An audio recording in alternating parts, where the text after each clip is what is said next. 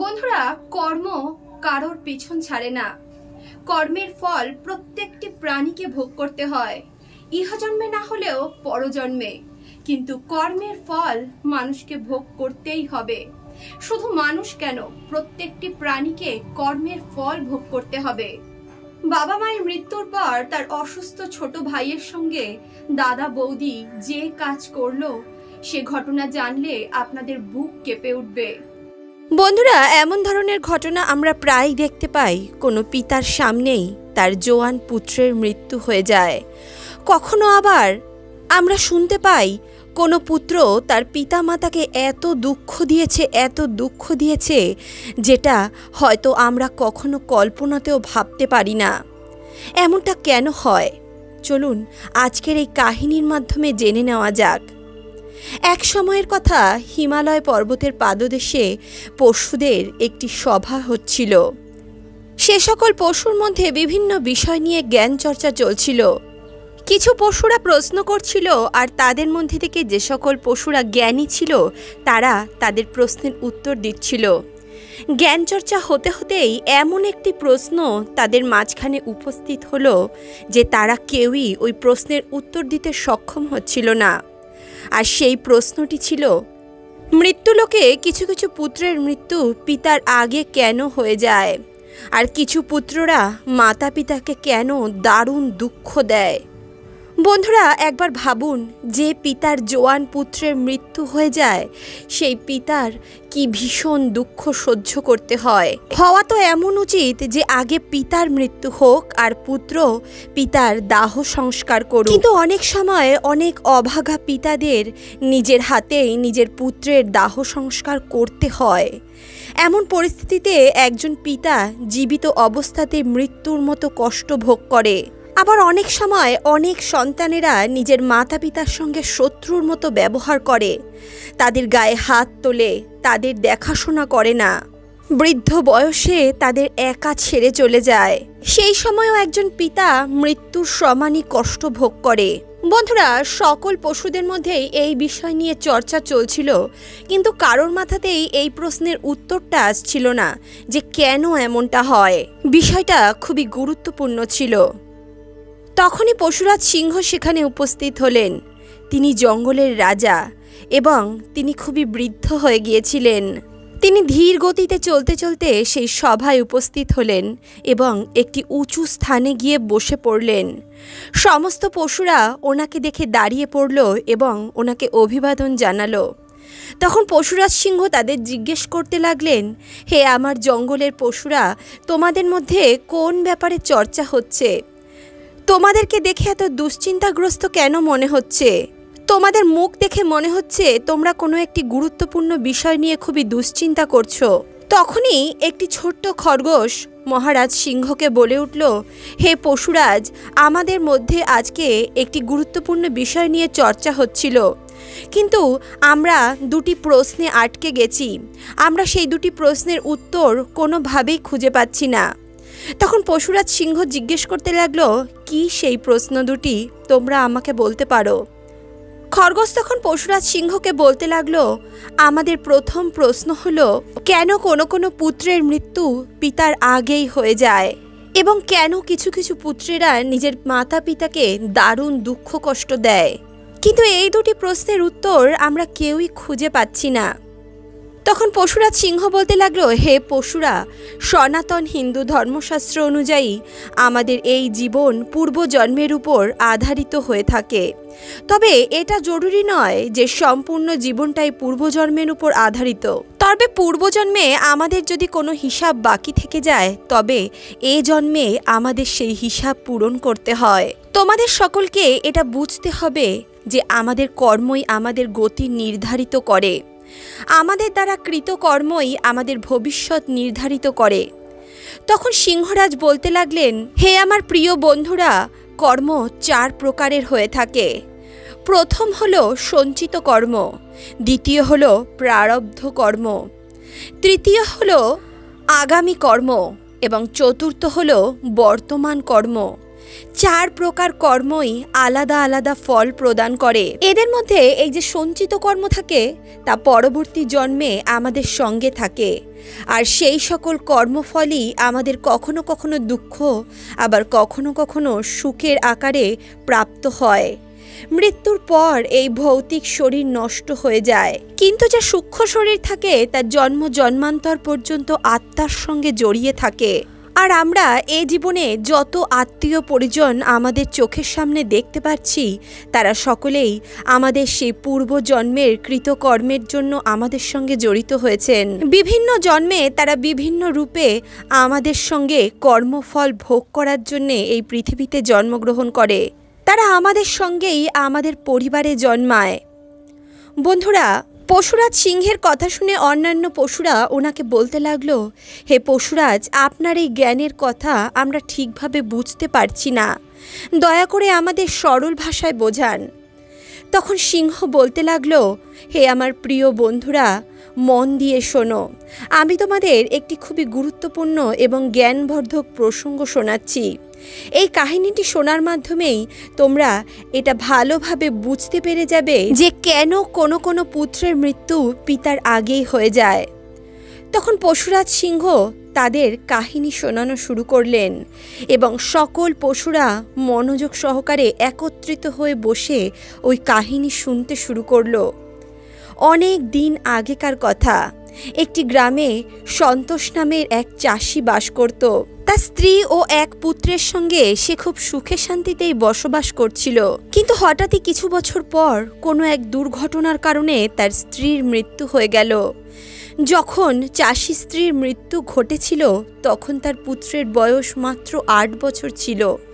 তখন চাষি তার পুত্রের দেখাশোনা করার জন্য আবারও বিবাহ করল। তার দ্বিতীয় পুত্রর থেকেও তার আরও একটি সন্তান প্রাপ্ত হলো। তার দ্বিতীয় সন্তানও পুত্র সন্তানই হলো। দৈবযোগে তার দ্বিতীয় স্ত্রীরও মৃত্যু ঘটে গেল। তখন সেই চাষি নিজের ওই 2 পুত্রকে সঙ্গে নিয়ে জীবনযাপন করতে লাগলো।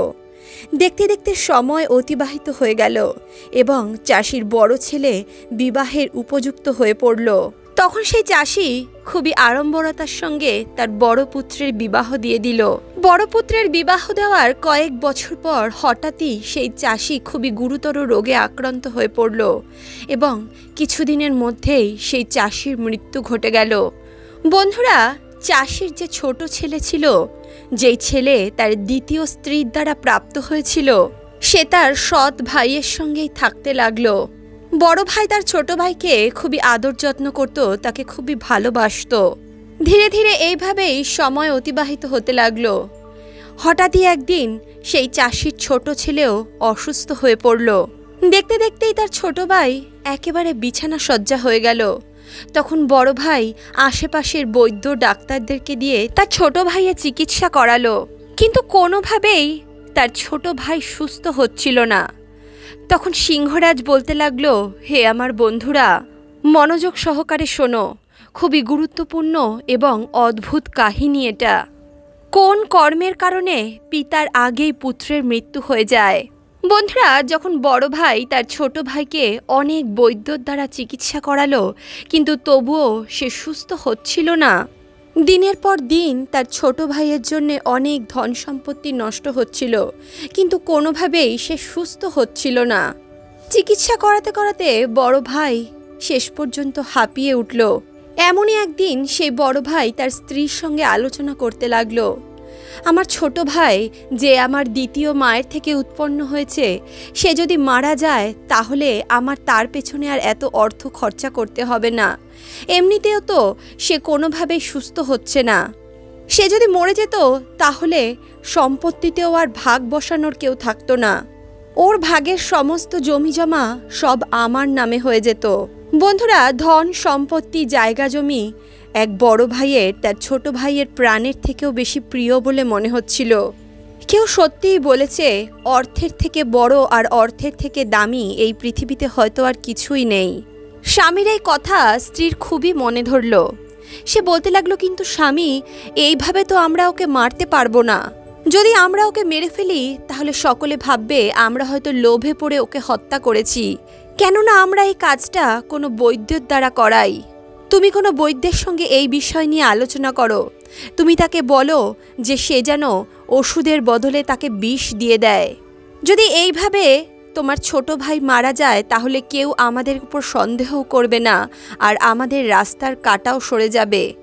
সবাই এটা ভালো করেই জানে যে তোমার ছোট ভাই অসুস্থ, আর সবাই তখন এটাই মনে করবে যে অসুস্থতার কারণেই তার মৃত্যু হয়েছে।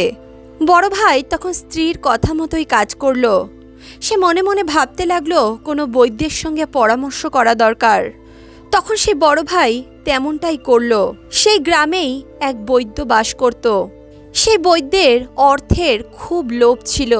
যখন বড় ভাই সেই বৈদ্যকে বলল, আমি আমার ছোট ভাইকে বিষ দিয়ে মারতে চাই, সে কথা শুনে সেই বৈদ্য প্রথমে তো খুবই সংকোচ বোধ করছিল, কিন্তু যখন চাষির বড় ছেলে তাকে 1000টি স্বর্ণমুদ্রা দিতে চাইল, তখন সে বৈদ্য অনায়াসেই রাজি হয়ে গেল।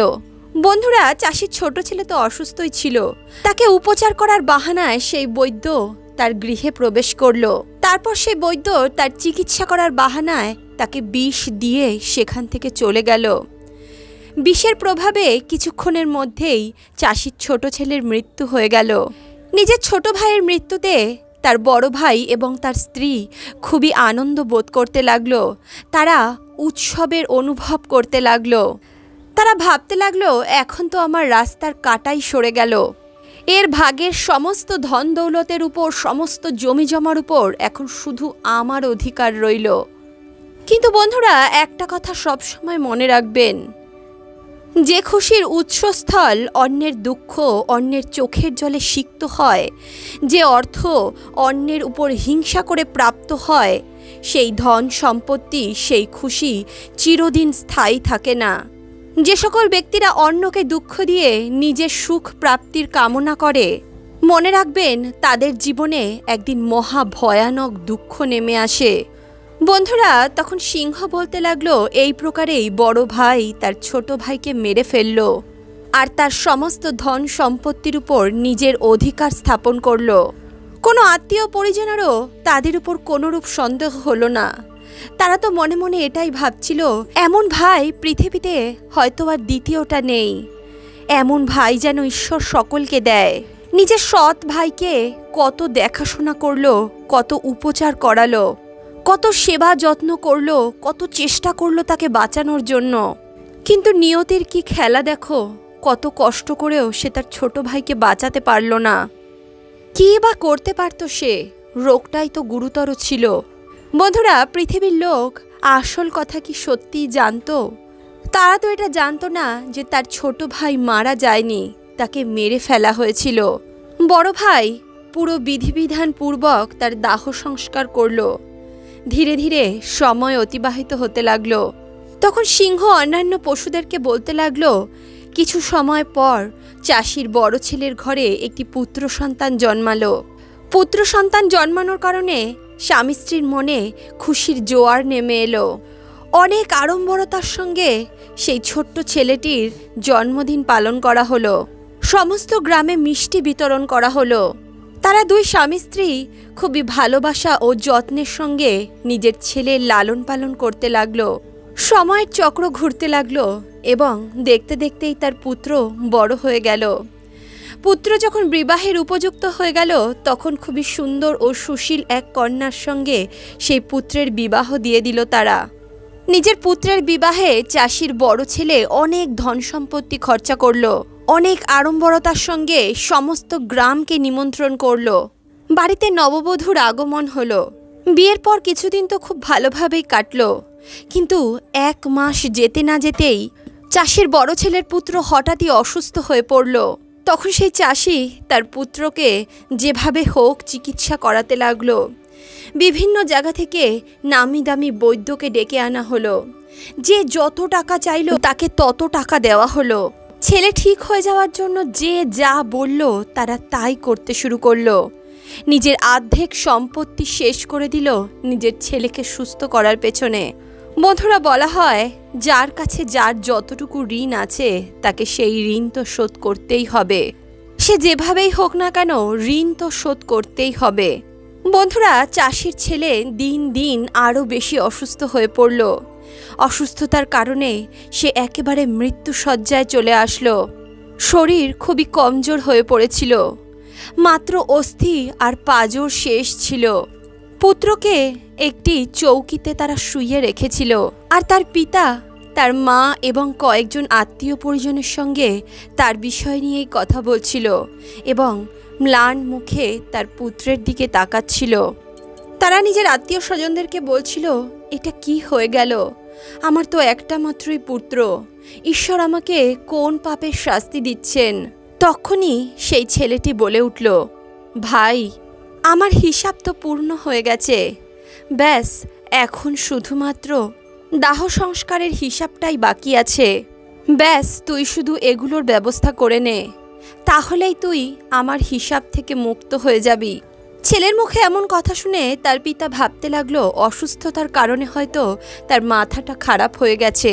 সে বলতে লাগলো, দেখো তো, আমি তো ওর পিতা আর ও আমাকে ভাই বলে সম্বোধন করছে। তখনই সেই পুত্র বলে উঠল, ভাই, তুই তো আমার পিতা এই জন্মে, কিন্তু আমি তোকে আগের জন্মের সম্পর্ক ধরে ডাকছি। ঠিকভাবে মনে কর, আমাকে কি তুই ভুলে গেলি? এখানে তো তোর সমস্ত আত্মীয় স্বজন বসে আছে, তোর সৎ মায়ের ছেলে, তোর সৎ ভাই, যাকে তুই বিষ খাইয়ে মেরে ফেলেছিলিস। যেই সম্পত্তির লোভে তুই এমনটা করেছিলিস, সেই সম্পত্তি আজ আমার চিকিৎসায় খরচা করে ফেলেছিস তুই। আমার যে ভাগ ছিল, আমার যে অধিকার ছিল, আমি তা ধীরে ধীরে আমার অসুস্থতাতে খরচা করিয়ে ফেলেছি। নিজের পুত্রের মুখে এমন কথা শুনে সেই পিতা হাউ হাউ করে কাঁদতে লাগলো। সে চিৎকার করে বলতে লাগলো, হায়, আমার তো কুলেরই বিনাশ হয়ে গেল। হে ঈশ্বর, আমি এটা কি করলাম? আমি যা করলাম তা তো আবার ফিরে আমাকেই ভোগ করতে হচ্ছে। কিন্তু ভাই, আমাকে একটা কথা বলো, আমি যা করেছি তার শাস্তি হয়তো তুমি আমাকে দিয়েছ, কিন্তু আমি একটা কথা বুঝতে পারছি না, তোমার নববধূ কি দোষ করলো? তার তো কোনো দোষ ছিল না, তাকে কেন তুমি শাস্তি দিচ্ছ? কেন তুমি তাকে এই অল্প বয়সে বিধবা করে রেখে যাচ্ছ? বিনা দোষেই এখন তাকে জীবিত জ্বালিয়ে দেওয়া হবে। বন্ধুরা, তখন পরশুরাজ সিংহ বলতে লাগলো, সেই সময় সতী প্রথা প্রচলিত ছিল। এই প্রথা অনুযায়ী স্বামীর মৃত্যুর পর স্বামীর চিতার উপরে একজন জল জ্যান্ত স্ত্রীকে জ্বালিয়ে পুড়িয়ে মেরে ফেলা হতো। তখন চাষির সেই পুত্র বলতে লাগলো, ভাই, আমার কথা মন দিয়ে শোনো। এছাড়াও এখানে যারা যারা উপস্থিত রয়েছে তারা সকলেই আমার কথা মন দিয়ে শোনো। তুমি যেই বৈদ্যকে আমার চিকিৎসার জন্য ডেকেছিলে, তুমি সেই বৈদ্যকে কিছু অর্থের লোভ দেখিয়ে তাকে দিয়ে আমাকে বিষ পান করিয়েছিলে। সে সামান্য কিছু অর্থের বিনিময়ে নিজের পেশার সঙ্গে বেইমানি করেছে। যে ব্যক্তি সামান্য অর্থের কারণে নিজের পেশার সঙ্গে বেইমানি করে, কারোর উপর অত্যাচার করে বা কাউকে ক্ষতি করার চেষ্টা করে, সেও সমান পাপের অধিকারী হয়। তখন সে পুত্র বলতে লাগলো, ভাই, তুমি কি জানো যেই বৈদ্য আমাকে বিষ দিয়েছিল তার কি হয়েছিল? তখন তার পিতা উত্তরে বলল, হ্যাঁ জানি, তোমাকে বিষ দেওয়ার 3 বছর পর তারও একটি দুর্ঘটনার কারণে মৃত্যু হয়ে গেছিল। তখন পুত্র বলতে লাগলো, সেই বৈদ্যই আমার স্ত্রী রূপে আমার এই পরিবারে এসেছে। আমার মৃত্যুর পর এখন একে জীবিতই পুড়িয়ে মারা হবে। এর নিজের কৃতকর্মের ফল অবশ্যই ভোগ করতে হবে। আমাদের জীবনে আসা প্রত্যেকটি পাত্র এবং প্রত্যেকটি ঘটনা আমাদেরই কর্মের দ্বারা তৈরি হয়। কথায় আছে, যেমন ফসল বুনবে তেমনই ফসল কাটবে। তাই আমরাও কর্মরূপী যে ফসল বপন করব, আমাদের এ জন্মে নয়তো পরজন্মে হলেও সেই ফসল কাটতেই হবে। আজ নয়তো কাল আমাদের কর্মের ফল আমাদের অবশ্যই ভোগ করতে হবে। জীবনের প্রত্যেকটি কঠিন প্রশ্নের উত্তর জীবনই দিয়ে দেয়। কুয়ো যত গভীর হবে, জল ততই মিষ্টি হবে। এমনটা বলেই সেই চাষির পুত্র মৃত্যুকে প্রাপ্ত করে নিল। সেই চাষির আর কোনো সন্তান ছিল না, তাই তার সমস্ত সম্পত্তি, সমস্ত স্থাবর অস্থাবর সেখানেই ধ্বংসপ্রাপ্ত হলো। চাষির পুত্রের মৃত্যুর পর তার স্ত্রীকেও তারই সঙ্গে জ্যান্ত পুড়িয়ে মারা হলো। এইভাবেই সেই বৈদ্য তার কর্মের ফল ভোগ করল।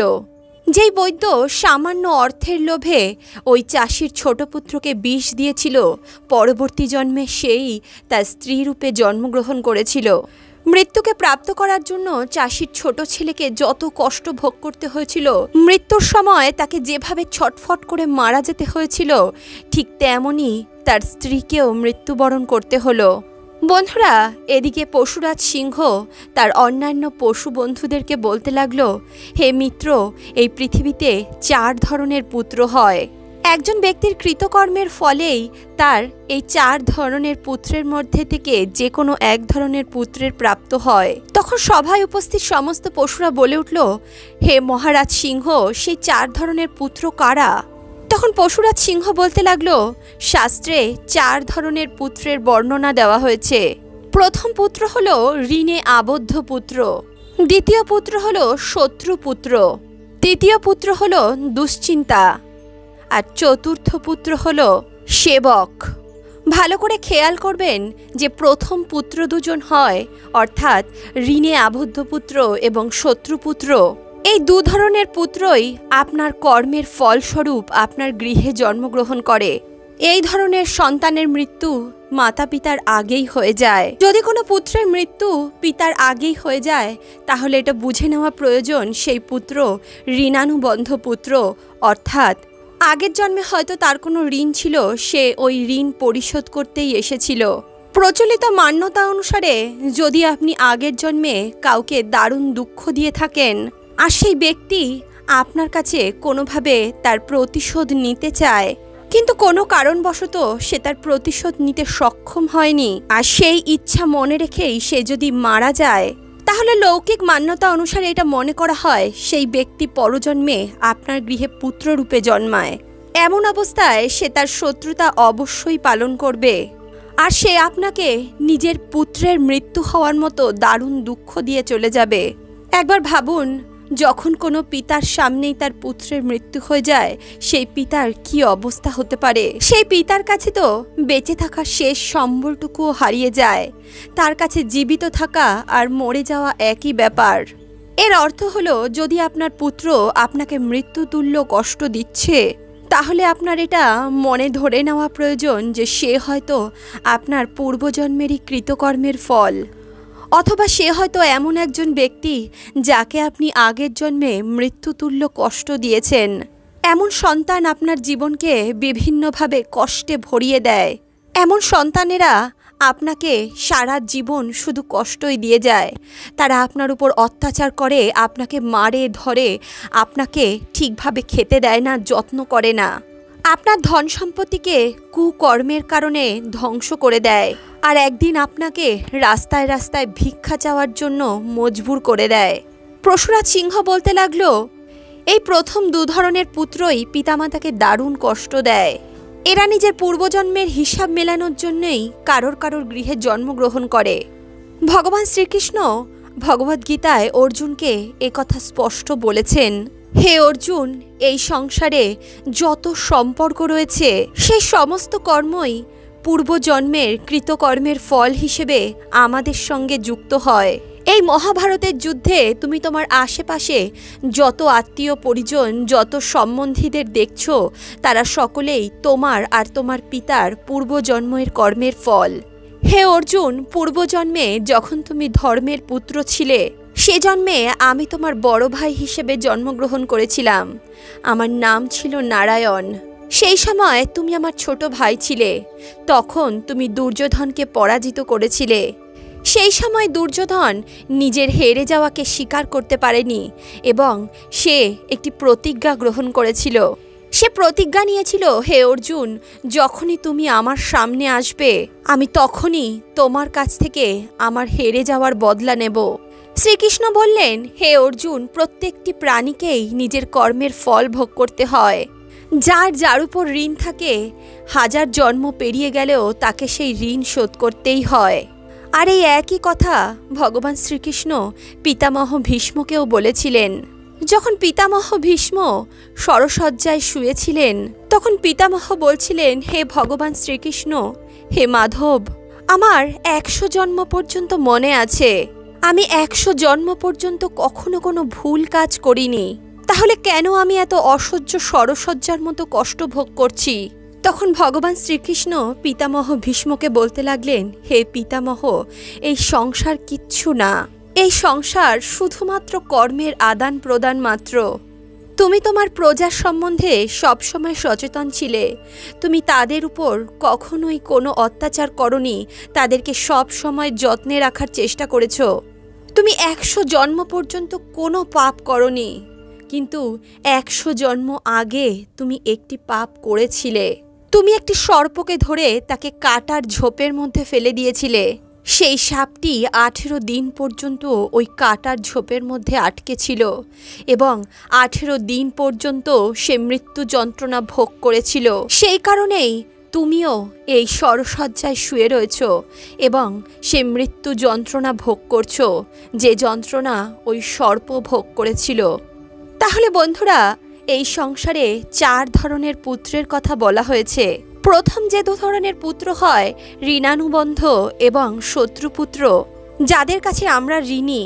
হয়তো কারোর অর্থ আমরা আত্মসাৎ করেছি, হয়তো কারোর কাছ থেকে ঋণ নিয়েছি আর সেই ঋণ পরিশোধ করিনি, তাহলে সেই অর্থ আমাদের অবশ্যই শোধ করতে হবে। যদি আমরা সেই ঋণ এ জন্মেই চুকিয়ে দিই তবে তো খুবই ভালো কথা, কিন্তু যদি সেই ঋণগুলো আমাদের পরজন্ম পর্যন্ত টেনে নিয়ে যেতে হয় তাহলে আপনাকেও এই দারুণ কষ্ট ভোগ করতে হতে পারে। সে আপনার গৃহে পুত্র রূপে জন্ম নেবে, ভাই রূপে জন্ম নেবে, অথবা হয়তো সে কোনো আপনার প্রিয় আত্মীয় স্বজন রূপে জন্ম নেবে, অথবা আপনি কোনো গাধা, কুকুর বা ষাঁড় রূপে জন্মগ্রহণ করবেন এবং সেই সমস্ত জীবন ওই অর্থটাকে পরিশোধ করতে লেগে যাবেন। আপনাকে কর্মের ফল তো অবশ্যই ভোগ করতে হবে, এটাই শাশ্বত নিয়ম, এটাই এই প্রকৃতির নিয়ম। প্রত্যেকটা ক্রিয়ার একটি বিপরীত প্রতিক্রিয়া আছে। তাই বন্ধুরা, কোনো ভুল কাজ করার আগে 100 বার ভেবে নেবেন। সবসময় মনে রাখবেন, আমাদের বিবেক আমাদের কাছে আয়নার সমান। আমরা পৃথিবীর প্রত্যেকটা লোককে তো বোকা বানাতে পারি, কিন্তু আমাদের নিজেদের বিবেককে আমরা বোকা বানাতে পারবো না। তাই আপনাদের বিবেক যখন কোনো কাজ করতে বাধা দেবে, আর আপনাদের বিবেক ভুল কাজ করতে বাধা অবশ্যই দেবে, যখন আপনাদের বিবেক কোনো ভুল কাজ করতে আপনাদেরকে বাধা দেবে, তখন আপনার বিবেকের কথা শুনুন আর সেই কাজটা করবেন না। যদি আপনার চারপাশে কেউ দরিদ্র ব্যক্তি থাকে, কেউ যদি আর্থিক দিক থেকে দুর্বল থাকে, আর আপনি যদি সবল হন, আপনি কখনোই তাকে কোনোভাবে নিচু প্রমাণিত করার চেষ্টা করবেন না। আপনি যদি এমনটা করে থাকেন, আপনি যদি তাকে নিরন্তর ছোট প্রমাণ করার চেষ্টা করে থাকেন, তাকে লজ্জিত করতে থাকেন, অথবা কাউকে যদি আপনি মৃত্যুর সমান যাতনা দিতে থাকেন, তাহলে বন্ধুরা একটা কথা ভালো করে মনে রাখবেন, যত যাতনা তার আত্মা সহ্য করবে, সুযোগ পেলেই সেই আত্মা আপনাকে তার থেকে অনেক বেশি যাতনা দেবে, আর আপনি সেই যাতনা দ্বারা আহত হতে থাকবেন। সে পুত্ররূপে হোক, পিতারূপে হোক, অথবা স্ত্রীর রূপে হোক। এ জন্মে না হলেও পরজন্মে সে আপনাকে অবশ্যই যাতনা দেবে। শাস্ত্রে আরও যে 2 রকমের পুত্রের বর্ণনা দেওয়া রয়েছে, তাদের মধ্যে প্রথম হল উদাসীন পুত্র এবং দ্বিতীয় হল সেবক পুত্র। এদের মৃত্যু পিতার পরেই হয়, অর্থাৎ এরা যে সকল গৃহে জন্মগ্রহণ করে তাদের পিতারা তাদের মৃত্যু দেখে না। এমন পুত্রেরা সর্বদাই নিজের মাতা পিতাকে সেবা করে এবং তারা নিজের মাতা পিতার প্রতি যত্নশীল থাকে। তাই বন্ধুরা, কখনোই কোনো কারণে কারোর ধন সম্পত্তি আমাদের নেওয়া উচিত নয়। যদি কোনো কারণে আমাদের নিতেও বা হয়, তাহলে যেন এ জন্মেই আমরা তাদের ঋণ পরিশোধ করে দিই। দ্বিতীয়ত, কাউকে কখনোই মৃত্যু সমান যাতনা দেওয়া উচিত নয়।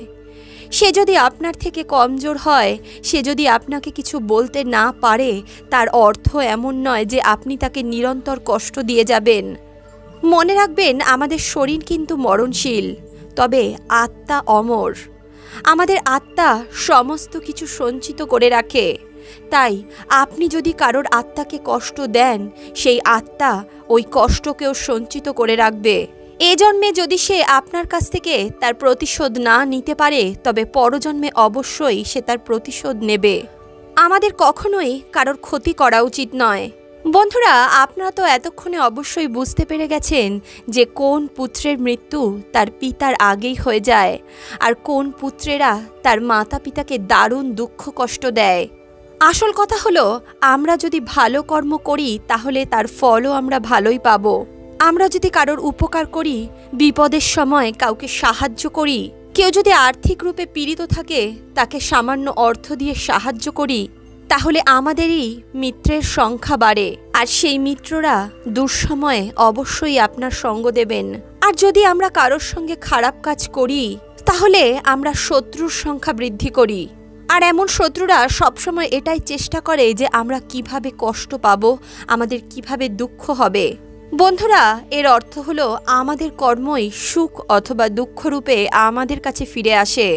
তফাৎ শুধু একটাই, যদি কর্মের ফল আমরা তাড়াতাড়ি পেয়ে যাই তাহলে তার সুদের হার কম থাকে, আর যদি আমাদের কর্মের ফল আমাদের 2-4 জন্ম পরে ভোগ করতে হয় তাহলে তার সুদের হারও বেড়ে যায়, আর সেই কষ্ট আমাদের অধিক পীড়া দেয়। বন্ধুরা, আজকের এই কাহিনীর ভাব অর্থ হয়তো আপনারা বুঝতে পেরেছেন। তাহলে বন্ধুরা, আজকের এই কাহিনী, আজকের এই প্রসঙ্গ আপনাদের কেমন লাগলো কমেন্ট বক্সে অবশ্যই লিখে জানাবেন।